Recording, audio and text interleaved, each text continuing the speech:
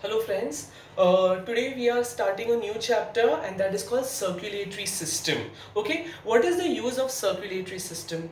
Circulatory system basically is a transporting system. It is going to transport nutrients, wastes, gases, uh, then important salts, what all these things, hormones, all these important things have to be transported. So the circulatory system has a pump, has transporting vessels, and it has got fluids. Which are the circulatory fluids in our body? There is lymph, there is a tissue fluid, and there is blood.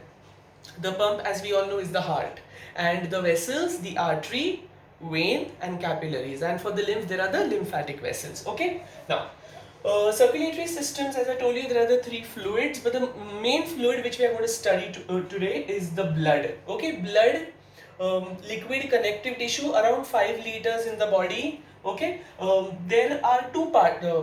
Blood has two parts. One is the liquid part of the blood. 55% of blood is liquid part. It's called plasma, children. Okay, liquid part of blood is called plasma, and 45% of the blood is made of cells which are called corpuscles. Okay, there is the RBCs, red blood corpuscles, white blood corpuscles, and the platelets. The RBCs, children, are called erythrocytes. Erythro means red, cytes means cells. So the red blood cells are called erythrocytes. WBCs are called leukocytes. Okay, and platelets are called thrombocytes. Thrombo means thrombosis, clot. So help in clotting. So thrombocytes. Um, Plasma. Plasma contains 90% water, children. 90%, see, 55% of blood is plasma, and out of that 55%, 90% is water. 7 to 8% is plasma proteins. Now, which are the plasma proteins? Four important plasma proteins: albumin, globulin, prothrombin, and fibrinogen. I'll repeat once again: albumin, globulin, prothrombin, and fibrinogen. These are the four important plasma proteins. Now, remember this, children. If you remove the clotting proteins from the plasma, then you get serum. You've done this in 9th standard, remember. Plasma without fibrinogen is called serum. So always remember this. Now, we'll start with studying corpuscles. RBCs, how many RBCs per mm cube? Okay, in males it is around 5 million RBCs per mm cubes. Females it is a bit less, 4.5 millions per mm cube of blood. Shape of RBCs, it is biconcave disc shaped. Okay, concavity on both the sides, it's disc shaped, so it gives it more surface area to carry more oxygen.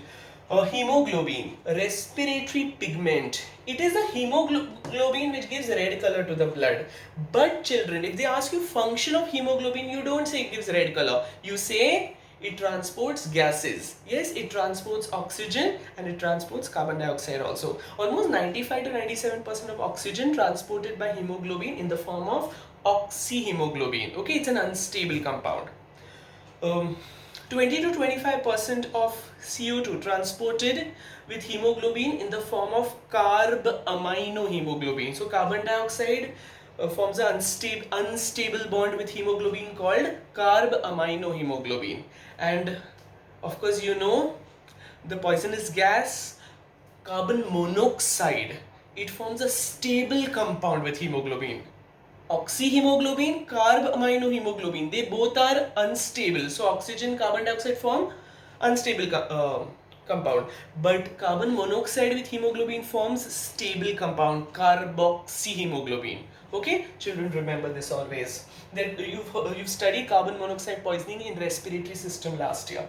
Now, uh, production of RBCs. Remember, children, in adults, we are adults. So in adults, RBCs are mainly produced by the red bone marrow of long bones. Okay, remember this.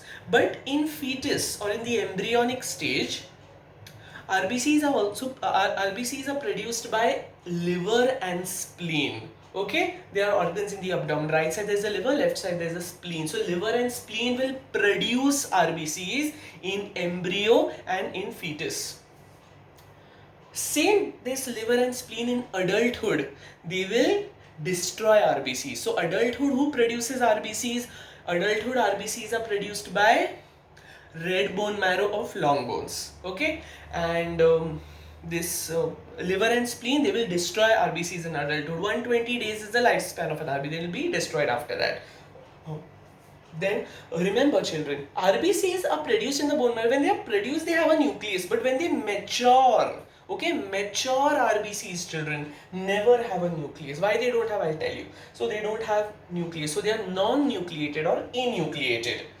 If RBCs increase in the quantity, a lot of RBCs, it's called polycythemia. Increase in RBCs, polycythemia.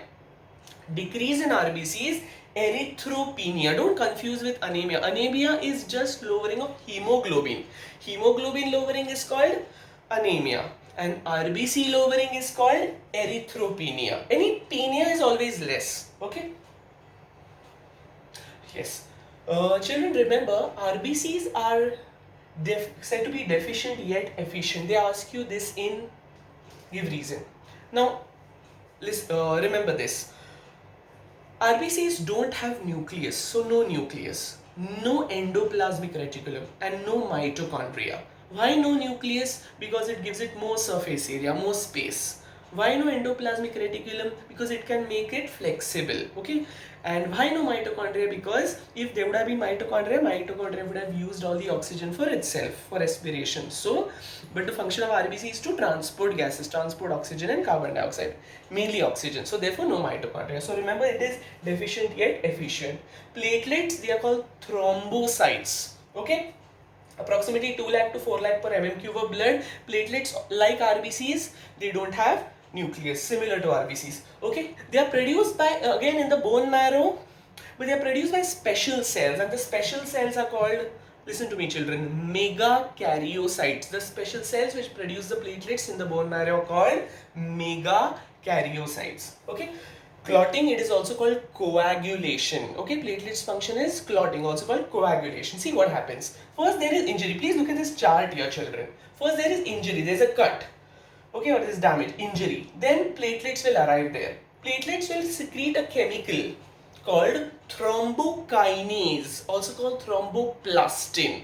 Platelets will secrete a chemical called thrombokinase, also called thromboplastin, and this thrombokinase, in the presence of calcium ions, very important children, calcium ions very important for clotting. So thrombokinase, in the presence of calcium ions, converts inactive prothrombin, which is a plasma protein, it converts inactive prothrombin to active thrombin. Now this thrombin, active thrombin, helps in converting soluble fibrinogen, again another plasma protein. This thrombin helps in converting soluble fibrinogen into insoluble fibrin, fibrin threads. All these fibrin threads with the blood cells, they form a mesh which is called clot. So this is how clotting occurs. Okay, remember this children. And also remember, increase in platelet count is thrombocytosis, decrease is thrombopenia. You know any infective disease in which platelets decrease? Yes, dengue. Dengue platelets decrease a lot, is very low, sudden lowering of platelets in dengue. So I hope you've understood about RBCs and platelets. Now in the next video we will know about WBCs.